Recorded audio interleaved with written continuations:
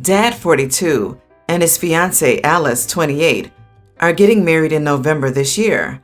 I, teen female, didn't really like Alice because I think she replaced my mom too soon. My mom died of cancer 2 years ago, and she and Dad started dating 8 months after. I try to be as polite as I can whenever she's around or starts a conversation with me.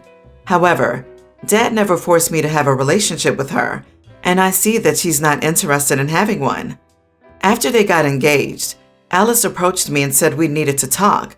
She said she has a clear vision of how she wants her wedding to be and that I have to comply so that everything will be perfect.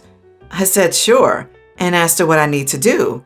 She said, first, I want you to cut your hair short. Second, you can't wear heels. And lastly, only wear light makeup and no fake lashes, okay?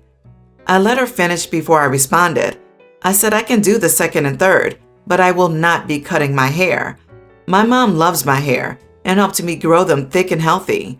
I got my blonde wavy hair from my mom, so I will keep it long.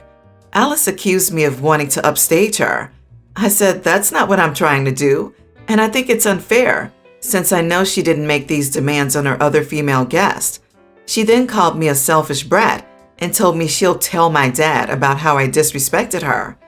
My dad then got involved and told me to just cut my hair because it'll grow back anyway. I said her request is ridiculous and I'd rather not attend their wedding than cut my hair. I have put my dad in a tight situation and I am now considering cutting my hair because I know my presence at the wedding will make my dad happy. But growing my hair back to lower back length will take a long time. Am I the idiot if I refuse to cut my hair? Edit. I am 5'7" and Alice is 5'6", so I kinda understand why she wants me to wear flats. I offered to tie my hair or put it in a bun, but she said that won't do. I am not part of the entourage. And yes, I look a lot like my mom. I got my hair, eyes, and smile from her. Not the idiot. Your dad is telling you to consent to cut your hair because Alice has already successfully cut off his balls. Tell Alice and your father to go pound sand. Why in the world would she think that asking you to cut your beautiful, long, healthy hair is an acceptable thing to ask? Upstage her? I hate it when bridezillas say this crap. Kindly tell her from me and everyone else on this planet, cry me a river, build a bridge, and get over it. Yes, OP. Please do not cut your hair to cater to her craziness. Also, be careful and keep your eyes open. I wouldn't be surprised if she resorted to cutting your hair herself or switching up your hair products for something that'll damage it or cause it to fall out. I keep my hair products under a lock just in case. And she only wants you to cut your hair because she's insecure and jealous. She's worried that you'll remind your father of your mother. Oh no, not the idiot. Do not cut your hair. Punishment haircuts are real, and it sounds like your idiot stepmother just wants to hurt and humiliate you. Your dad's a real idiot too for supporting this ridiculous demand from a woman who is twice your age, who hilariously thinks you're trying to upstage her. Someone here is a selfish brat, but it certainly isn't you. Go live with a relative if Alice lives with you. I genuinely believe she would cut your hair at night just to get her way. Punishment haircuts are also considered a form of mistreatment, power, and control tactics. This is a massive red flag. OP's dad is an idiot for not protecting them and not being concerned about the fiancé's attempt to control their daughter. I am so sad and worried for OP here. If she is doing this before the wedding, what kind of awful crap is she going to do once they're married? Wait, you had 2 years since your mom died? Of course it's too soon. That's absolutely a fair response, and your dad should bear this in mind. Alice is marrying a guy that could be her dad. Unfortunately, she's insecure and probably only wants him for financial security. This is one of those occasions in which the dad is so going to regret this decision in the future because he is literally choosing a woman who only sees him as an ATM instead of choosing his own daughter. I truly feel sorry for OP because if this is how she's acting before making it legal, I can imagine what it would be once everything is signed. Update. Thank you so much for all your kind words. My mom's parents live in Ireland. Dad's parents live in Colorado. We're in Florida. But I talk to them 2 to 3 times a week. I will follow all your advice and be on guard for my hair. Again, thank you all. I appreciate your condolences and kind words. This is really weird.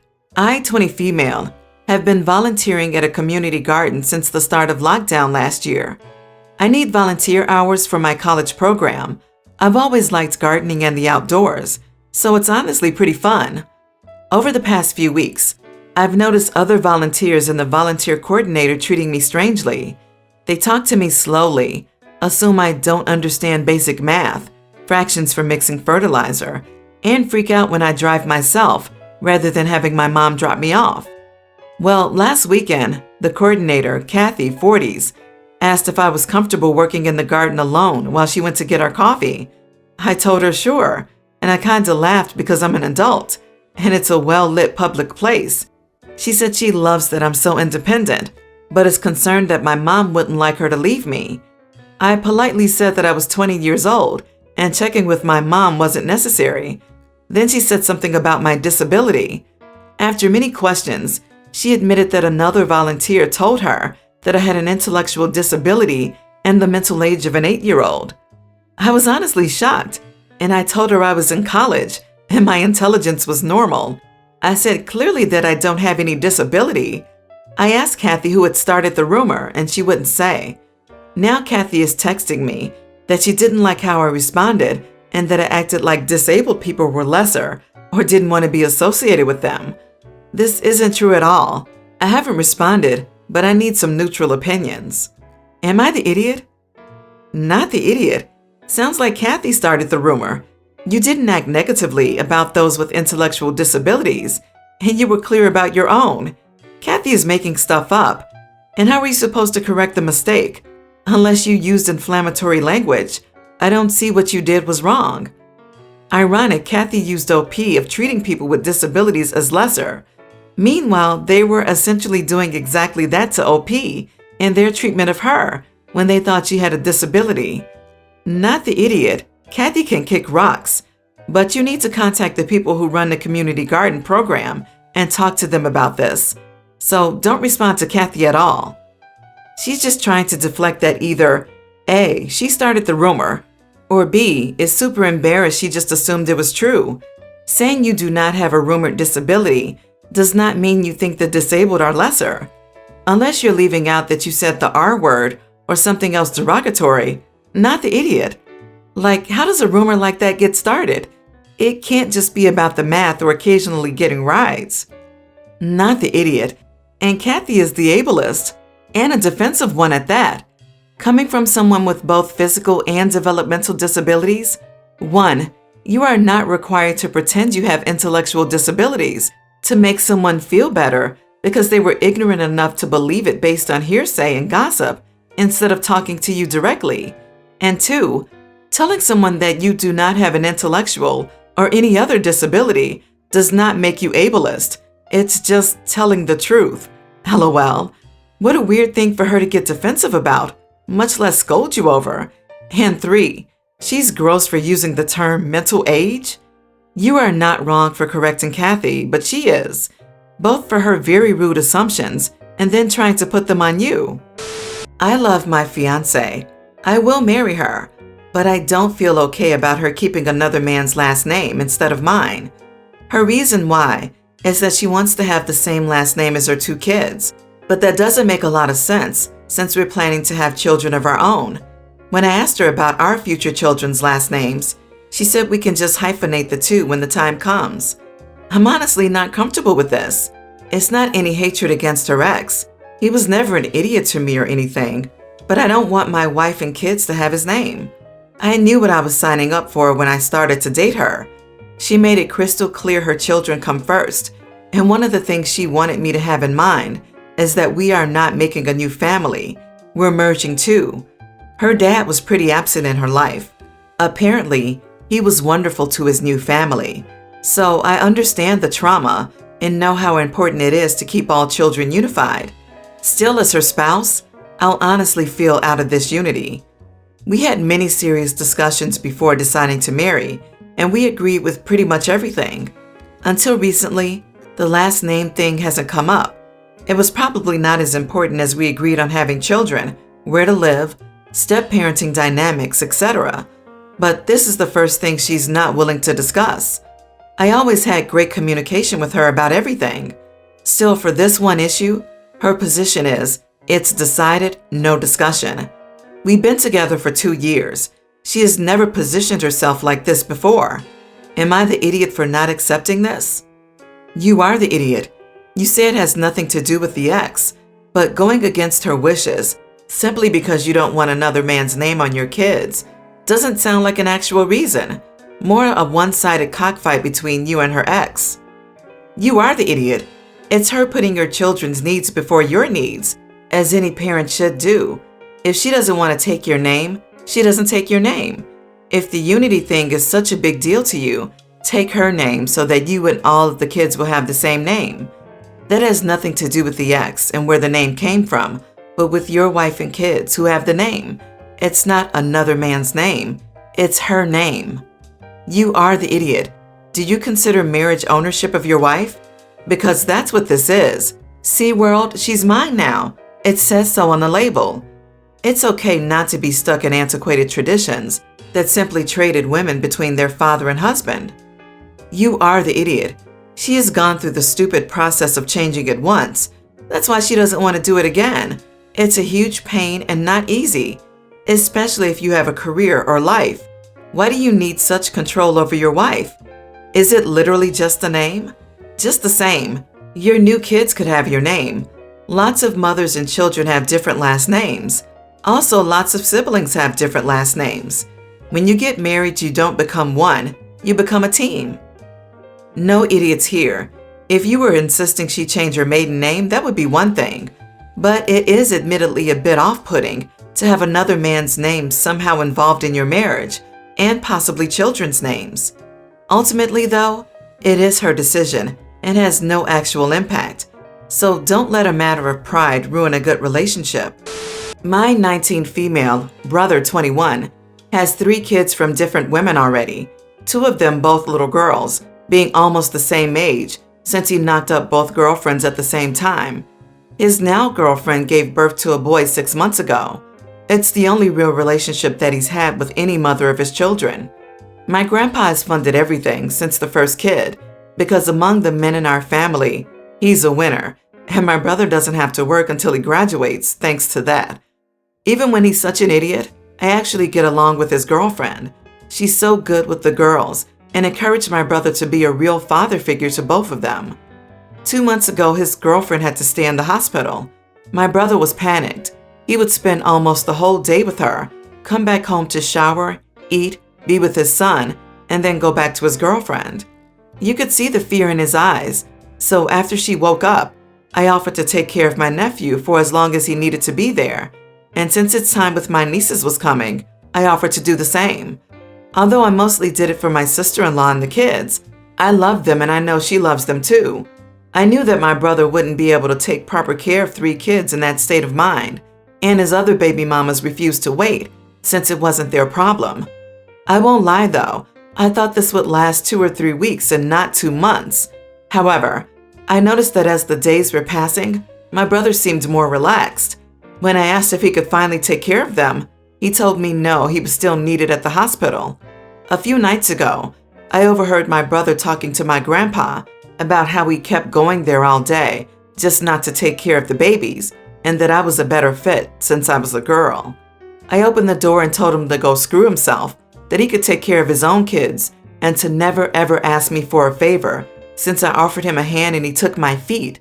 I went to my room, locked myself inside, put on some music, and slept all day. Apparently my brother banged at my door for hours since my nephew and nieces wouldn't calm for him and wanted auntie or mommy.